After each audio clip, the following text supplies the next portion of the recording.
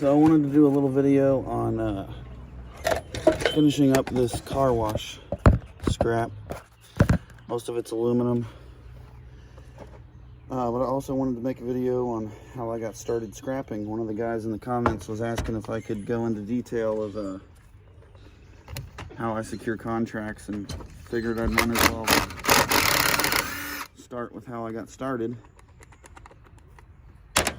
In the beginning, I was a Uber Eats DoorDash driver, and I was driving around all day long around town, and would see scrap everywhere, right? So I started picking it up, and at that point I was in a Toyota Camry, so I was limited to smaller items that I could fit into the trunk and sometimes the back seat. So I would do some dumpster diving and street scrapping, and I would watch a guy on YouTube, and he talked about getting contracts with different companies, you know, electricians and plumbers and electricians, plumbers, and HVAC guys. And I was like, well, yeah, that's more consistent.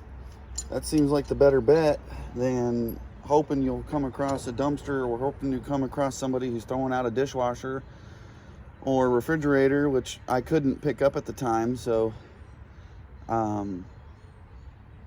you know, months and months went by. I'd get parking lot lights from electricians. That was about the biggest item I could fit in my car, and some of them were huge, and I could only fit like 4, 5, 6, or 7 of them at a time. So my neighbor, he had a truck, and one day I asked him if I could borrow the truck because I had a bunch of stuff to take to the scrapyard. Well, he ended up letting me borrow the truck for about 5 months, and I kept asking, can I pay you? Can I pay you? He goes, no, I'm trying to sell the truck. If you want to buy it, go ahead and make your money, and if you get enough money, you can buy it. So I was like, okay. So months went by until I could get the money secured, and eventually bought this truck. And the way I went about getting contracts with companies was, you know, some people recommend cold calling, but in my opinion, the best way is face-to-face interaction. That way they get to see what kind of vehicle you got.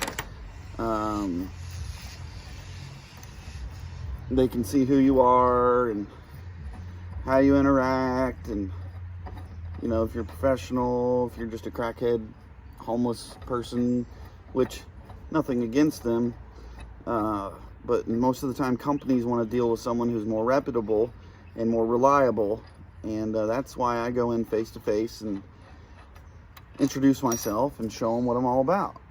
And normally when I go in, when I first started, it was hard because, you know, some of them will ask, well, how long you been doing this, or how many other companies do you work with, what are the name of those companies? And sometimes you had to make up your own way to get in there. And the one thing that always helps me secure a new contract is I come in there willing to pay. And that is a huge thing. You know, some of these contractors, they just want the stuff gone, and they'll give it to you for free. But if you come in and you say you're willing to pay, sometimes they want money, and that's okay. You know, you can work up your own price, call your yards, and check on prices before you work up a price, you know, and tell them that the prices are subject to change. You know, you don't want to lock in a price on copper if copper's going to drop $1 a pound, you know, like it did there during the pandemic. It went way up and then it went way down. So I tell them prices are subject to change. They can go up, they can go down. It just depends on the market, the week of whatever's going on, whatever items they have. I usually try to call the yard with them so that they know what I'm getting out of it. That way, if I am paying, they are getting a fair deal out of it. You know, I gotta haul it, I gotta break it down. But yeah, be willing to pay. If you're not willing to pay, you're not gonna get some of these big jobs. I'm just gonna be upfront and frank about it. Because some of these electricians, they save up this copper, they save up this brass, they save up this aluminum for a little bonus at the end of the year, of course, right? They get it all the time. But a lot of them don't break the stuff down because they just don't have the time to do it. And that's where you come in. You pay a price near what the scrapyard pays for not broken down, or maybe a little less, because you got to haul it, you got to break it down and all that, explain that. And then you can find your profit margin from there. Business cards. You need to make business cards because, you know, I'm always out and about, and I didn't have business cards. I finally ordered some, so now I've got a face to my name, a card to my name, and I've also got magnets for the truck that are coming in. And I happen to have a YouTube channel. I'm going to put that on there. That's going to help the YouTube channel out. But also, the people that you can't interact face-to-face with will see the magnet on the side of your truck. They'll see the truck full of scrap, and they'll say, okay, well, let me call this guy. He seems legitimate. So those are for the people that I can't get face-to-face. Whether I'm driving around at a stoplight or if I'm parked somewhere eating dinner with my family, all these other eyes can see that I'm there.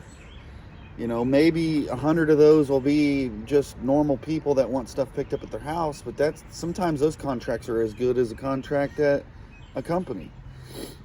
But yeah, I mean, bottom line, my recommendation is just go around to these different companies, and you're going to look for plumbers, electricians, HVAC.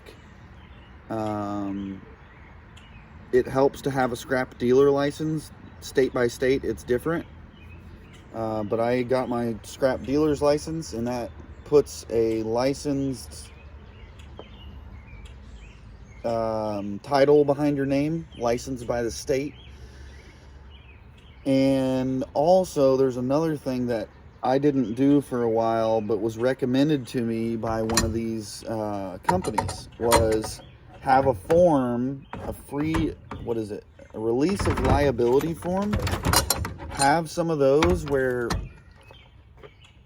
it'll have a blank for the company name, it'll have a blank for the signers and the person who witnesses the signing, and a date.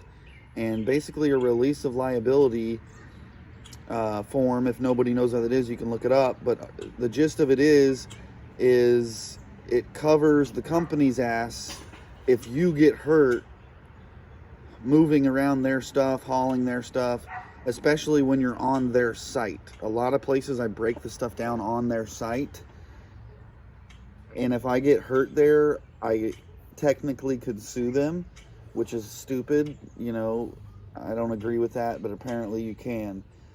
But that releases the liability from them, and I can't sue them if I get hurt doing stuff on their property. That seems to help a lot getting contracts, because other people, more shady people, could come in there and sue, and then they could go bankrupt.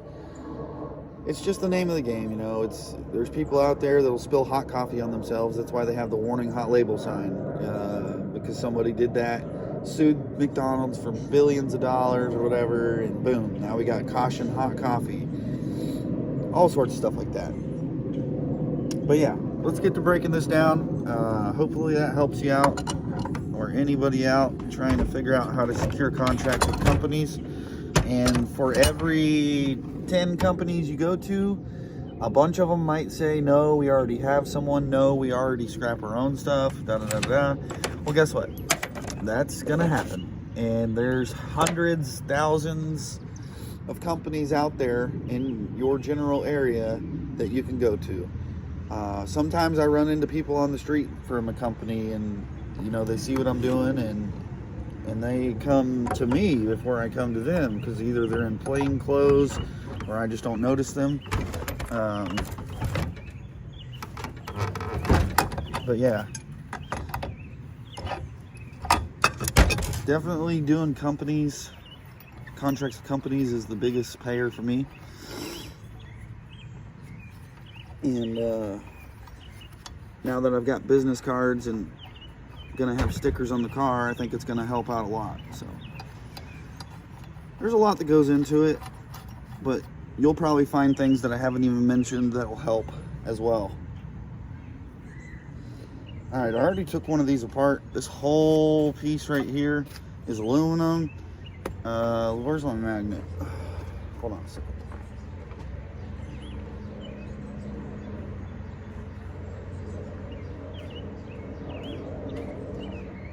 So let's see what's aluminum and what's not. Doesn't stick. Doesn't stick. It starts sticking right here. I think this inner piece is stainless, so it's not sticking to that. Sticks to the outer ring around it, which will help get us off. These bolts, some of them look like they're stainless.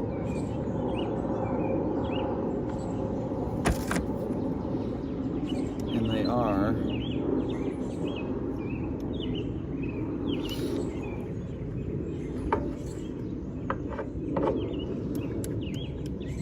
They don't stick. Some of them do, some of them don't. I don't know why. They're labeled the same thing. Some of them have a very slight stick to it. More aluminum there. We got this big motor here. I don't know really how to... The shaft in there is so stuck on. I don't know if I'm going to be able to get that off. So I'm going to probably send this in as dirty cast. Or they may even take it as clean cast. I'm not sure. But this whole thing is aluminum. Except for... There's an inner shaft again, just like here, that's stainless. I'm not sure what they'll give it to me for, but it's nice and heavy. So... It's nice and heavy, and it was free. That's what matters to me. This stuff was free.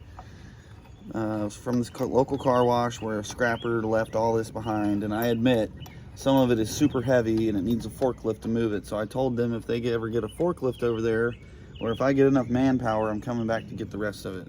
So I got a couple of pieces that I could get. The other ones weigh like 500 pounds a piece. So there ain't no way I'm getting those. So, all right. Enough talking. Let's get to work. Let's find these. I went and bought these massive freaking sockets because these things are huge. This is a 1 1/8 socket. Massive. Let's see if we can liberate this. Starting to rain, of course.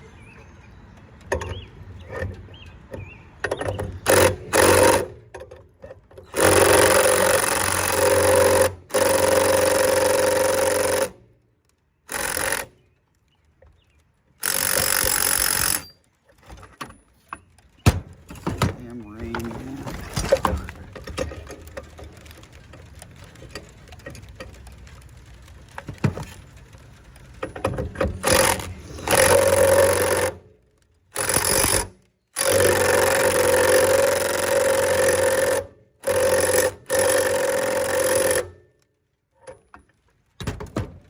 Gonna have to go with good old manpower because my drill is not powerful enough.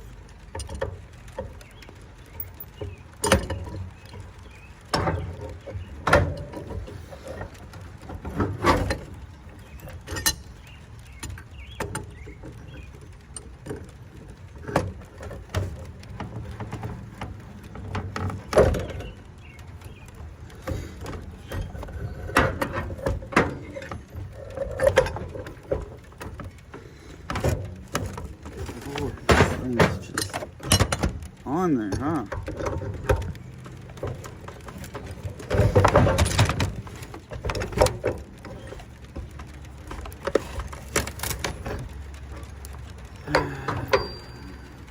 have to put some heat to it. I might have to stop because of this stupid rain.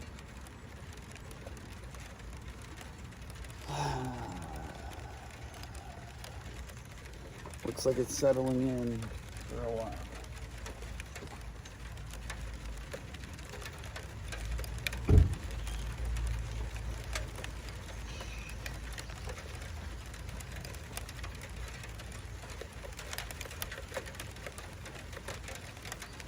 Yeah.